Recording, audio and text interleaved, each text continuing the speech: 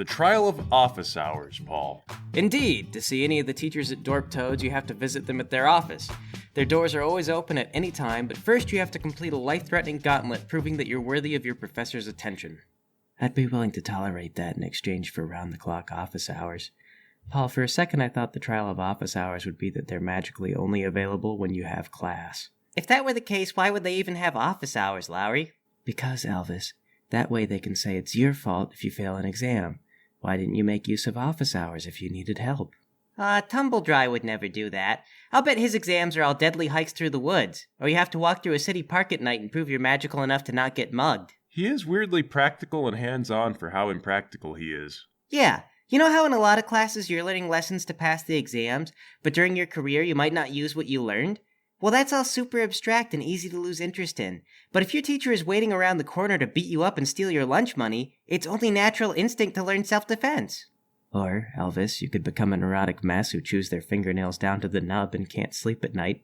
I guess hands-on education's not for everyone, Lowry. Anyway, I guess we better head down to the teacher offices.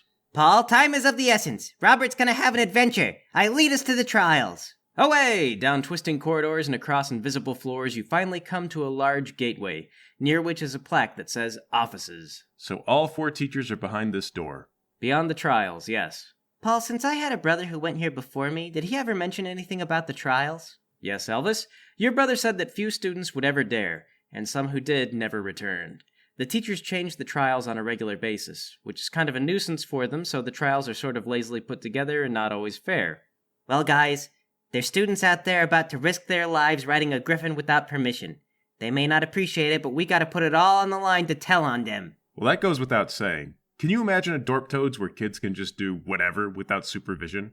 I don't know if you guys have seen the dorms, but it's a co-ed situation, and everyone gets just enough privacy to scheme in small groups. It's gonna be nothing but adventures all year if we don't set a precedent now. Actually, Mason, I think maybe Robert and his friends are outside the norm. I was reading an article, and did you know that Dorp Toads has a whopping 15% teen pregnancy rate? That's per year.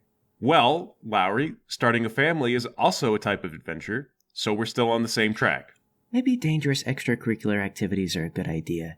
I bet Self-Airplus will be safe from Donald and Robert if they're both in the hospital all the time. Wait, so are we realizing it's safer if we just let Robert get hurt? I'm saying if he's busy doing dumb stuff, he'll never have enough time to do other types of dumb stuff. Man, how does anyone even wrangle a school full of magic teenagers? I heard a story about 2 kids who got a hold of a blanket that turned them invisible. Eventually they got so brazen that Skippy Bottom caught them in the middle of the cafeteria. I don't even begin to understand what would make someone take that sort of risk. Me either, Lowry. We're obviously a different cut. We're the kids who are never going to get caught doing the hanky-pank no matter how many secret labyrinths or invisibility spells or whatever else we find. Mason, I don't know if I want to commit to that, proclamation. Fight your natural urges, Elvis. You tattling is all that prevents that type of thing, and it has to be us that's doing it. Besides, I don't think your prospects are all that good. Well, excuse you, Lowry. We're currently only 12, and if I don't grow into beauty, I am neither too desperate nor too proud, and I am confident enough to say that I will hook up with someone eventually. Therefore, I will, however homely or unattractive my lady of choice may be. Don't you want to be a skeleton? You won't even have, organs. Skeletons can bone. Well, if we're going to start keeping track of that type of thing, I saw some kids making out in the hall on the way here, so we're going to need a notebook to keep track of it, or something. Oh, and Tumbledry made out with a hat rack. Yeah, I guess we better tattle on him too. Okay, so we're going to go in there, we're going to do the trials. And then just tell on as many people as we can think of. But guys, if we're the kiss tattlers, that's going to be our reputation. And everyone will remember that, including the girls. We're never going to get away with kissing anyone ourselves. We'll buy an invisibility blanket and play it smarter than the other kids. This is war and politics, Elvis. Take your gloves off and don't hold your punches. Okay. All right, Paul, I guess we go through the door. Now, mindful not to touch any exposed surfaces in the school, you turn the doorknob with a sleeve and walk inside. The door closes behind you, and you find yourself in a pavilion of sorts. Wait, does the door lock? No. In fact, there's a sign posted right where you walk in that says, "Consider leaving. We're very busy. If you have an appointment, please proceed to the right." To your right seems to be a brick wall. To your left, you see 3 reanimated zombies standing around doing nothing in particular. There's also a moat, and the current seems to be moving very fast. There's a small rowboat tied to the shore that you guys are on, and on the opposite side is another door. I get my wand at the ready. If one of those zombies does anything funny, I'm throwing him right in the moat. One of the zombies starts waving and walking towards you. Into the moat! Hey guys, The current carries him away into an opening at the far side of the room. He then reappears again at the near side of the room.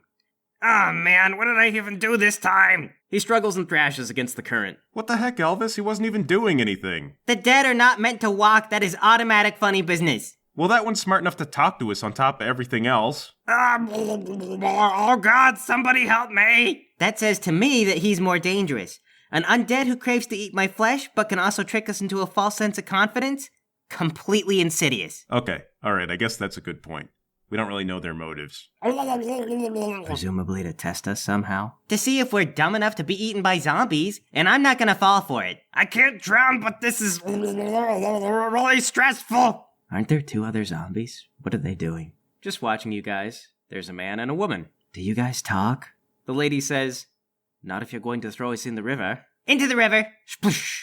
She goes in the river. There's now 2 zombies struggling in vain to escape the current.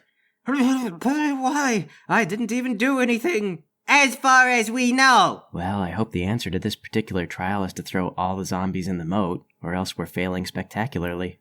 If Tumbledry set this up, I wouldn't be surprised if this is the right answer. I feel like he's all about self-determination. Yeah, but he probably also believes in friendships and things being more than they seem. But if the zombies were gonna trick us, then that is them being more than they seem. I guess that's good enough logic. Paul, throw the 3rd zombie in the water. Oh, please! Oh! Splash! Now all the zombies are suffering and struggling against the current. Doesn't this seem like a little too easy? Well, if the point was that they're gonna trick us being too dumb to be tricked makes it really easy. I guess I can't really argue with that. But so how are we supposed to cross the moat now? The zombies are going to grab the boat and try to capsize it. We don't need it. I can levitate things and so can Elvis. We'll just levitate each other across the moat. Okay, Paul, we do that. Well, you guys levitate yourselves over the struggling zombies and the rushing water, and then... Here it comes. You're on the other side of the moat. Oh. Yeah, I really expected that to go wrong. And yet it did not, and here you are. Okay, go over to the door. Can I open it? The door is locked with what appears to be 3 conventional locks. So, what, they need a key? So it would seem. Hang on, I've got something for this. Aloe vera. And Paul, the locks just magically come undone. The locks unlatch. You open the door and it reveals a gradually curving hallway which gently curves out of sight. Okay. No, this is too easy. There's obviously another door or something. I'm sure that it didn't turn out we guessed exactly the right answer without even interacting with the trial. I guess if you want to interrogate the zombies, my telekinesis is strong enough I can twist their arms around and stuff. That would make me feel a lot better. Okay, Paul, I grab one of the zombies and lift him into the air. You better start talking, you beef jerky trash! Okay, on the one hand, thanks for getting me out of that. On the other, harsh, and also you put me in that. You know, you don't see me making fun of your watery aliveness. Oh, you're right, that's sorry, I was... No, wait, I mean, shut up, please! It's fine, Elvis, I'll do it. Listen up, you beef jerky trash. You're gonna shut up and answer our questions. Okay. Did I not just tell you to shut up? Elvis, did I not just tell him to shut up? Well, I was more polite about it, but yes, we did. Well, I'm not gonna be polite. I got a reputation to uphold with this guy. Elvis, twist his arm clean off. Okay. Paul, I guess I just twist that zombie's arm right off. You tear his arm off like a chicken drumstick. Ah, hey man, not cool. I mean, I can't feel it, but still, gotta use my arm for stuff. You'll get it back when we get some information, and only if I like the answers. Man, you are some dead cold 12-year-olds. I'm just now getting into my edgy phase. My parents don't understand me and I'm mad about it. Well, that's just great. What's the objective of this puzzle? Don't jerk me around, you jerky. To go through the door. You already succeeded. What? Well then why's there a moat? It's a trial. There's like a riddle. I was gonna tell you the 3 of us have keys, and only we can open the door if we work together. But I'm mad at the other guy because the girl wants to date him. The girl hates me because she thinks I'm creepy and weird, and the guy thinks that I'm cool and he looks up to me. That doesn't explain why there's a moat. No, I get it. You have to get them to the other side. But they won't ride in the boat with each other. It's based on that riddle where there's like a wolf, a goat, and a watermelon. I think it's a fern plant. Some kind of plant. I don't know why the guy has these things. But we opened the door without you. Right, that's the trial. You passed the test. But what does that have to do with a goat eating a watermelon? It doesn't. I mean, it kind of does. The point is, people tend to get caught up in problems trying to solve them the way that they've been presented. Sometimes they call it a false dilemma. Professor Skippybottom doesn't like it when students come to pester him with problems that they just can't see their way around, so this is the first part of his trial. I wonder if that's counterproductive, because I feel like it would help if someone was there to try to help you think outside the box. Look, kid, I didn't design the test. Skippybottom simply explained the loose takeaway, and they change these things up every couple of weeks, so I can't even guarantee it's a lesson he's taken very seriously. Alright, well, I kinda like that answer, but not very much. Elvis, slap him around with his own hand a little, but not too hard because he seems helpful. Paul, I guess I slap him around, but not like I mean it. This is just humiliating, okay? I can't even feel this. Oh, you have yet to suffer embarrassment. Stick around us for very long, and you will be exposed to many more humiliating things. We'll force you to write poetry and then read it out loud. I've done it to people before. And I'm not sure I totally trust you, on account of you being a flesh-eating abomination. Oh, come on, now you're just being racist. Am I? Is zombie a race, Paul? No, but you could consider it a discriminated class. They usually don't have autonomous free will, so nobody takes it very seriously. Okay, well, you're just a cheap apartment for worms, zombie guy. I don't care about your feelings, and I don't have to. Mason, that could be somebody's grandmother. It's a guy, and we don't even know if he has kids. Do you have kids, zombie guy? Not me. I said he could be someone's grandmother. He signs up for an adoption, he gets a gender change, and we don't know, Mason, he could be anything. You need to learn to see non-living people as an infinite horizon. Lowry, you don't even respect people on that level. That's not true. I just wish everyone were dead. Well, regardless, I'm not going down that hallway sight unseen. Elvis, can you hold that zombie out in front of us so if something shoots a fireball at us or like a trap flies out, it'll hit this guy instead? I guess I don't see why not. Paul, I levitate the zombie on into the hallway. Does anything happen? Seems safe, at least for the zombie. Lead on, Elvis. Forward march! You head on. The hallway doesn't go for very far before you find another door. You open it, using your zombie hostage as a shield, of course, and find what appears to be a lovely outdoor dinner party attended by a crowd of well-dressed zombies. The place is friendly and warmly lit by magical floating fires which are safely elevated above you. Mason, I can't grab all these guys. Zombie hostage. Explain all this. Elvis, hit him with his own hand for incentive. Oh, for goodness sake, it's not even a secret. I'll just tell you. That's exactly what you'd say if it were a secret and you weren't gonna tell us. You guys are crazy. Just talk to that guy. Your hostage points out a thin-looking zombie in a nice suit. His hair is inexpertly slicked down. He looks like he wants to talk to you, but isn't sure how to interrupt. Wait, how do we know this isn't the same lesson as last time? Shouldn't we just move forward without consulting anyone? It's not the same. Well, then that's really bad game design, Zomboy. My name is Clyde, and I already told you these things are hashed together once every couple of weeks. The point isn't really to prevent you from seeing a teacher or to destroy you. They're just meant to be a hassle, and sometimes they will destroy you. Well, I want to submit a complaint. Good game design involves introducing a concept, then you add a twist to that concept. Like, for example, if we had to twirl a baton to get through the last room. In this room, it should still be baton twirling, but then we apply a new move that we haven't learned before. It's still zombies. I don't think you understand the difference between a theme and a puzzle. How many people is this? Do we even want to know where Skippy Bottom is getting all these dead bodies from? Order of the Rock. Ah, of course, yes, the Order of the Rock. You say that like you know what it is. I do. It's a famous church. Boat? Drinking establishment. Every time there's a new Dark Lord besides Skippy Bottom, Tumbledry assembles a new Order of the Rock. A rock's like a huge bird. Tumbledry thinks it symbolizes strength and resilience. Anyway, the casualties are usually through the roof, but when you sign on for the Order of the Rock, you're on for life and beyond. Most people think that's just figurative, but here those people are. Wait, if Tumbledry has an undead army, why doesn't he send them to fight the Dark Lords? He says making us fight is disrespectful to our memories. Well, could they make ghosts? Yeah, but ghosts look exactly like their past selves, and Tumbledry says if we rely on them too much, the longing to reunite with our loved ones will drive us mad. Really? I have a step-grandma from my grandpa's second marriage who haunts one of our bedrooms, and I just wish she'd go away. She keeps wailing all night about stains on the sofa. You tell me this stuff like I know what I'm talking about and can debate with you about it. I'm just repeating what I'm told. I think you guys ought to be used to fight. You've already died for your cause. Seems unethical to let your descendants bite it too. I mean, they can still be killed, but you already have that taken care of. I kind of agree.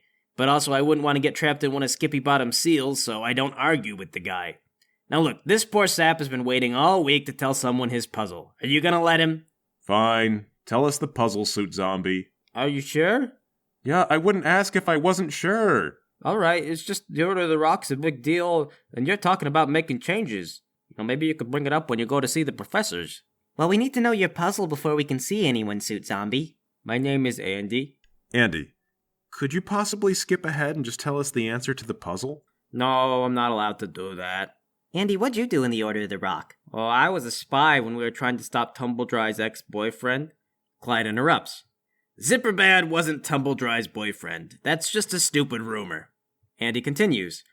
Allegedly, it was a boyfriend, but it was definitely Zipperbad the Star Traveler, and long story short, I got caught. Earlier today, Tumbledry implied he made out with my grandma. Nobody really knows what's going on with Tumbledry's head. It's just schemes nested in schemes. I personally think he tries everything at once just to see what he can get away with, and he only throws up a smokescreen of morality so that you think he's operating on a personal code. Andy disagrees. No, that's not true. He's pretty consistent when he puts his foot down on some things. Clyde says, what do you know? What'd you do, Clyde? Me? Sometimes the Order needed stuff, so I got things. So you're like a thief? More like smuggler, but I mean sometimes, yeah. I didn't know you were an important person, Clyde. Is it okay your arm came off, or? Skippy Bottom will put it back on later. Don't worry about it. This seems really unfair. I slapped you with your own hand. This is no way to make use of the unliving corpse of a war hero. Well, I broke a lot of laws, so if the wizard police caught me, the standard procedure is to open a pit directly to hell and toss me in. Oh. Yeah, and there's no trials, so this is annoying, but it's better than that. Has there ever been a Dark Lord that tried to destroy just all of wizard society? Yeah, tons of them, and some of them have written some really moving books about it. I mean, I get it. I kind of see. This is really interesting, but Robert is probably going to be riding that griffin any second, and we need to get moving. He's still got to navigate out of Dorp Toads, and without a guide, that might take a while. Then I'm sure he can't just walk up and hop right on a griffin as soon as he gets there. I bet we got at least 40 minutes, maybe an hour. Still, though. All right, Andy, puzzle. Okay, you see that lady over there? He points to a zombie in an evening dress. I really want to dance with her, but I'm afraid to ask. That's the puzzle? I hook you up with some zombie tart and we move along? That's how it is, yeah. Do you even like that girl for real, Andy? Yeah, but she's a little out of my league and we don't have a lot in common. Oh my god. Lowry, see if there's another door that we can just walk through. All right, I scout around. You find another door, but this one appears to be shut behind a magic seal rather than a conventional lock. Oh, imagine my tremendous surprise that my unlock all doors power doesn't unlock all the doors. Hey lady! Yes, you! You want to dance with Andy? The zombie lady looks over and says, What? Are you talking to me? Yeah, come dance with Andy! I suppose that would be okay, but I'd rather he ask me himself. Okay, Andy, go. Oh, I can't. I'm embarrassed. Dude, what are you doing to me? None of this is real. Just go dance with the lady. She said it's fine. I know it isn't real, but my job is to be reluctant and tell you that I'm shy. Really? Clyde, what's up with this? What is the point of this? Skippy Bottom is just trying to show you how annoying it is to solve problems that aren't really problems. Okay, so we gotta hook you up with this girl, and she's willing, but Andy just isn't, and the point of this is to frustrate us. Hang on, I've got an idea. Paul, I walk up to the lady. Hey, zombabe, do you want to date a guy with confidence? I'm that guy. Say you're mine, and I'll stop saying pickup lines. Wow, she says, rolling her eyes. I love a man with confidence. I guess I will date you. Okay, see, now this girl's no longer on the table as a problem or anything, 'cause now she's not available to you. Well, if I were really invested in how all this turns out, I'd take some umbrage with this solution. But since I don't really care, I guess I can see the justification for it. Man, Elvis, you are just all over weird wizard psychology. I guess it's just who I was born to be, Mason. Andy shuffles over to the door, touches the seal, and it fades away, revealing the next hallway beyond.